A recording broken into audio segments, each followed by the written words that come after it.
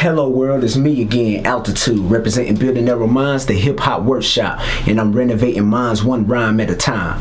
Look, I got something important to get into today that has absolutely nothing to do with music. I want to talk about job security.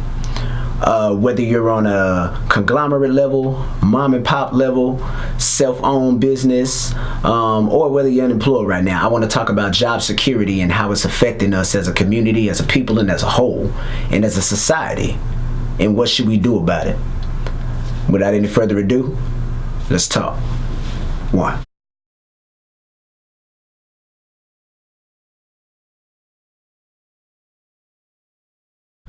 What's good, everybody? Welcome to another episode of Soundcheck, hashtag Soundcheck. And if you caught the last episode, you'll know that the question I had for you was, do you invest in yourself?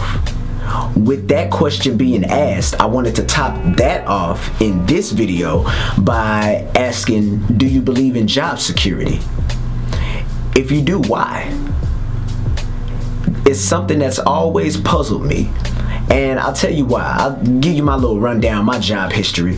Out of high school, my first job was at Taco Cabana.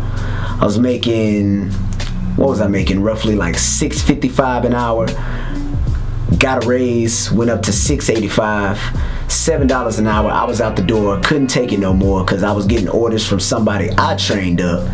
They got my job and the job that I was trying to get. And instead of me sitting under that person, I was hot-headed back then. I was only 19. I wasn't having that, so I just walked out.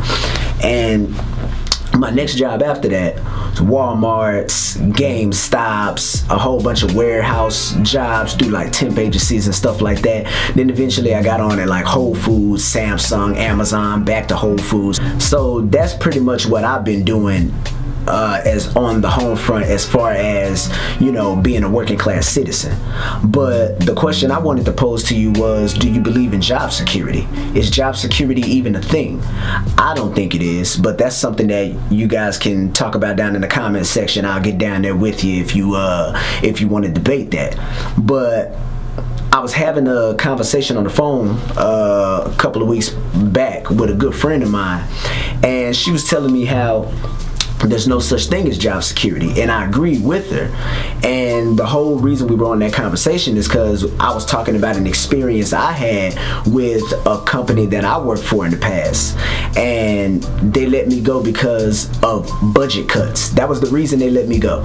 Never had a absence, never had a tardy. I was never late. I worked there for 9 months and nothing, no incidents. Hey, you've been messing up your work, you know what I mean? Like, and nothing went wrong, and they let me go, and they said it was because of budget cuts. So with that being said, you could still be the perfect employee and get fired. On the other hand, when I was at Walmart, I was doing anything to get fired. I was begging these people to fire me by my actions. You know, wanted a position, didn't get it, they put somebody over me, I no longer cared. So I just started showing up late, doing stuff. This was in my BC days, before Christ, all that kind of stuff. I'm just doing stuff that I didn't even care about, doing things on the job that I'm not gonna get into. But I was doing some wild stuff back then, man. It was crazy. But I'm just doing stuff on the job I didn't care about, doing whatever. If I get caught, get fired, who cares? You know, but at the end of the day, it's kind of like, you know, you could be a model employee and they let you go. Meanwhile, you could look at different people all over at your employer right now probably and be like, oh, before you let me go, you should let her go, him go. Like, all them need to be gone because I'm a way better employee than they are. But it goes to the point of, do you believe in job security? I don't believe in job security. I believe that every job has a bottom line in mind. Their goal is to make money, period. We all know that. So that's nothing groundbreaking and new. But the groundbreaking part that a lot of y'all might not know is that you're expendable. You're just a spoke in the wheel that can easily be replaced at a moment's notice. They fire you, they go hire somebody out of high school. When they quit, they just hire somebody else, and the cycle just keeps on going. It's just a revolving door. You've heard about the revolving door policy. You've heard about the open end policy. What's the other term that people use when it comes to jobs and the hire and fire ratio? I'm trying to think of it. It's gonna come back to me, but I'm trying to think of it. It's when it's just like the revolving door phrase, but it's called something different in corporate America. I can't think of it for some reason. If y'all know, y'all can let me know down in the comments.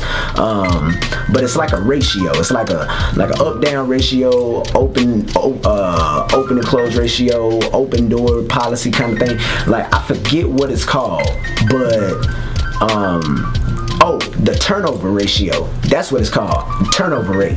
So the turnover rate is when we hire and fire, or they'll keep people on for a long amount of time, but they keep you at part-time because they don't want to give you your benefits, and they don't want to give you your raises and what you rightfully deserve through a package. Like, whether you after 3 months you're supposed to get full-time, or some jobs are 6 months, some jobs are a year, which is crazy. But the reason I'm bringing all of this up is because that's what the system is set up to be. It's set up to be a way to keep their product moving out, keep employees relatively happy without having them, buck back at the system, because they know that people are going to either walk out, or they're going to complain, or go to upper management and all that. So they don't want that. So they give you just enough. They give you just enough to keep you there, but not enough to satisfy you. And that's what is crazy about these jobs. A lot of jobs, it doesn't matter what the company is. I mean, we could go on a whole list of jobs. I've named a few that I've worked for, but these jobs, at the end of the day, bottom line is, these jobs do not care about you. And that's the message that I'm trying to send across, basically. A good friend of mine who I used to work with a while back at Whole Foods, she was saying that she and matter of fact, a wonderful talent. She had a talent kind of like pottery and making and masonry, and making like vases and vases if you're a weirdo, but making vases and mugs and paintings, and I mean, she was just multi-talented, many different facets to this girl. And I told her, why don't you start your own business? Oh, well, starting your own business is expensive. Oh, well, why don't you sell your art in like galleries, or like post pictures of your art online? That's what people on Instagram do. Like, dude, there's a lot of different avenues to get your stuff out there without you feeling defeated and, I'm not gonna make it, and I'm in my 30s and I haven't reached my full potential yet. But it's because you're thinking like that. So my message to her was, don't let this job keep you from that. Yes, I know we all need to pay the bills, all these different kind of things, keep food in the house, keep the lights on, but at the end of the day, do not let these jobs convince you that they are more important than your calling, because they are not, and they never will be. But on that note, stop allowing these jobs to use you and play you. Like, and that's something that I had to learn. It took me many years to get over the fact of, well, you're calling me in on your day off. No, I'm not coming in on my day off. You want to know why? It's because that's why you hired so many different people. It's because when I'm off, they work. When they're off, I work. We cover each other. If they call in because they don't want to be there, that's not my problem. I'm sick of it. Like, we got to get to that point where we're sick of being the model employee, because at the end of the day, they teach you to work hard. Go in on your days off. If they ask you to come in, make that extra money. Show them that you're a model employee. But then they turn around and they fire you when they need you to make a budget cut. When they tell you to take less money and you say no, and they ship you out the door. That can't happen. We cannot allow that anymore. They kind of coddle you, or coddle's not the right word. They kind of subdue you and trick you into making you believe that you should be grateful for the opportunity to have this job, as opposed to making you feel like a valued employee.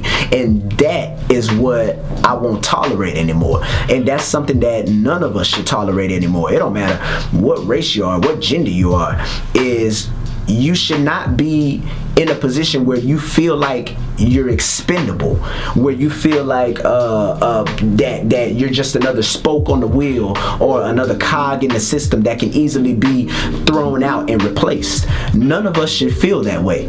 And these jobs don't have security. They can talk about all the benefits and all the 401k they want. They will work you to the bone before they ever even think about giving you a raise. And if they do give you a raise, it's pennies on the dollar, and you've been busting your tail working overtimes and holidays and not seeing your families because you want to prove that you're a good employee, and this is what you got. Nah, fam, nah. Like, that's what we have to get over in 2018, in 2019, in 2020, and so on and so on and so on. We have to get to the point where job security is actually a real thing, or if it's not going to be a real thing, then we need to walk in our calling and our purpose and our goals. So I challenge all of you guys that think that job security is a real thing. I promise you it's not. And whatever your talent is, whatever your calling is, make the steps towards getting in that, whether it's starting your own business or whether it's finding a place where they actually cherish and appreciate what you bring to the table. Because everybody's not meant to be an entertainer. I get that. Everybody's not meant to be on a stage or be in a movie or be in a play or on YouTube or whatever the medium is. But everyone has a calling. Everyone has a talent. Everyone has a purpose. And if you haven't found it yet, I pray that you find it. I pray and implore for you to seek it out and then to walk in whatever that calling is. Because these jobs don't give a crap about you, and they will keep treating you as such until you wake up and smell the roses and realize the agenda that they're on. I am Altitude, representing Building Narrow Minds, the hip hop workshop, and you've been watching Soundcheck, and I'm renovating minds one rhyme at a time.